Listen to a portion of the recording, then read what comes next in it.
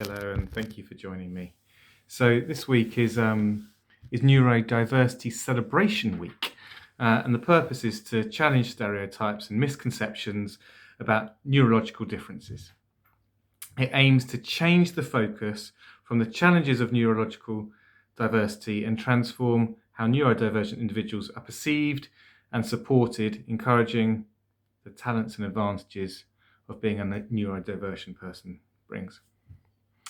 As a severe dyslexic myself, who was in many remedial classes as a child and whose educational psychology report referred to a gifted child who was retarded when it comes to language, I appreciate the term neurodiversity, which to me is non-judgmental and advocates inclusion.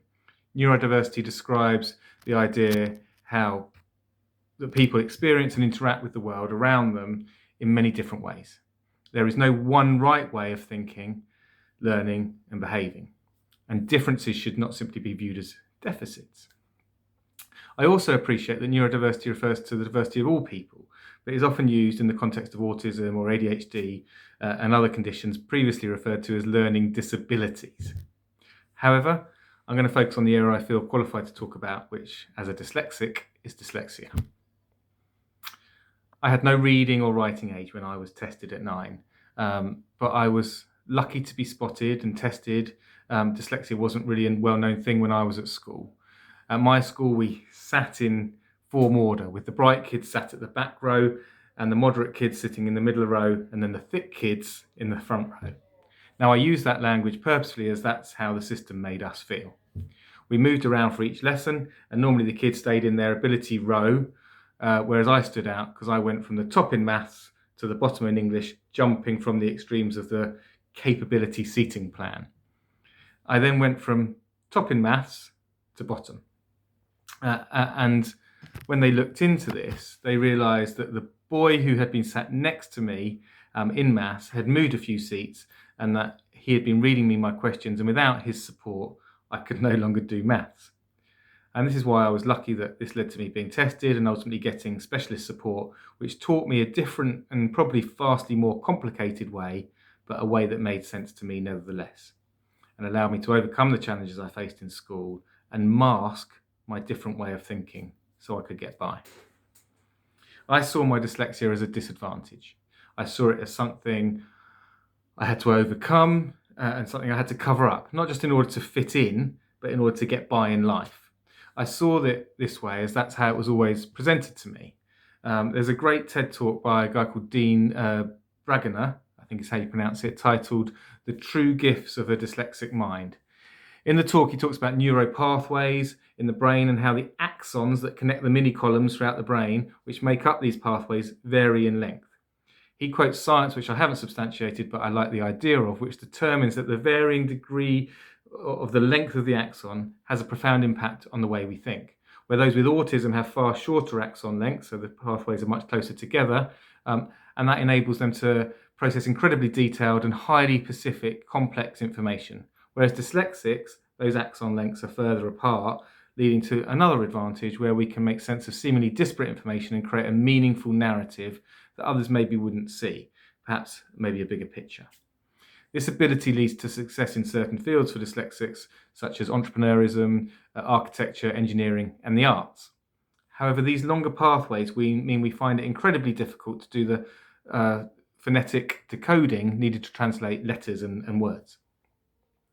Dean goes on to point out that before reading and writing became the stable benchmark to assess children at school, to assess their progress in education, we learned from watching and doing, from kinesthetic learning, and dyslexics excelled back then. Since then, the education system has been based on reading and writing and essentially locked out the 20% of the population who are dyslexics. As an intelligent child that couldn't do the things everybody else around me was seemingly doing easily, reading and writing, it was highly frustrating and highly demoralizing. You're constantly presented with situations where this view of yourself is reinforced and you become ashamed of your feelings and failings rather, and apparent stupidity. Now, I was lucky, as I say, I was spotted, tested and given expert support. However, I have no doubt that without that support, my path in life would have been very, very different. In his talk, Dean quotes that in the States, while 20% of the population is dyslexic, a disproportionate 60% of all young offenders have dyslexia. Intelligent kids disenfranchised by a system that sets them up for failure. After all, if a child is repeatedly made to feel like a failure, there is a good chance that's what they will become.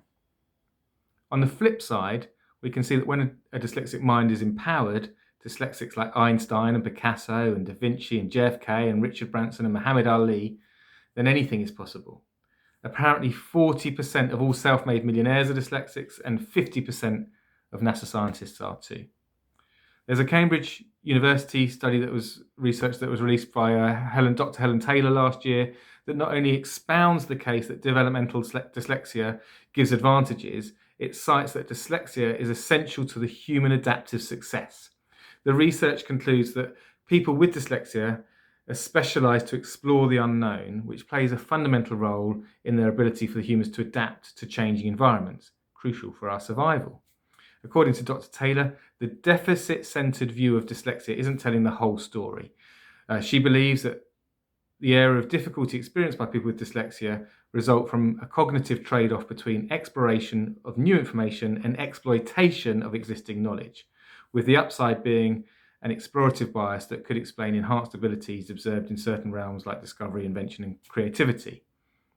This theory is that our ancestors evolved to specialise in different but complementary ways of thinking, which enhances humans' ability to adapt through collaboration. These cognitive specialisms are rooted in a well-known trade-off between the exploration of new information and exploitation of existing knowledge. Exploration encompasses activities that involve searching the unknown, such as experimentation, discovery, innovation, whereas in contrast, the exploitation is concerned with using what's already known, including refinement, efficiency, and selection. The researchers highlight that the collaboration between individuals with different abilities could help explain the exceptional capacity of our species to adapt and survive. What is clear to me is that when we see those who approach challenges, who think differently, as lacking something or being deficit in an area, then we not only do them a disservice, but we miss out as a society or as a business.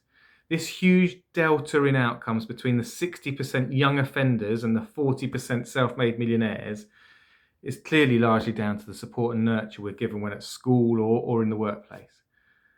Now, I've been speaking about the area I know a little bit about, dyslexia, but I think the essence of the example applies to any type of neurodiversity.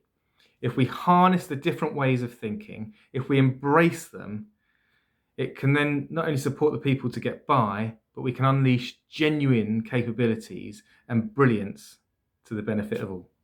Thank you very much.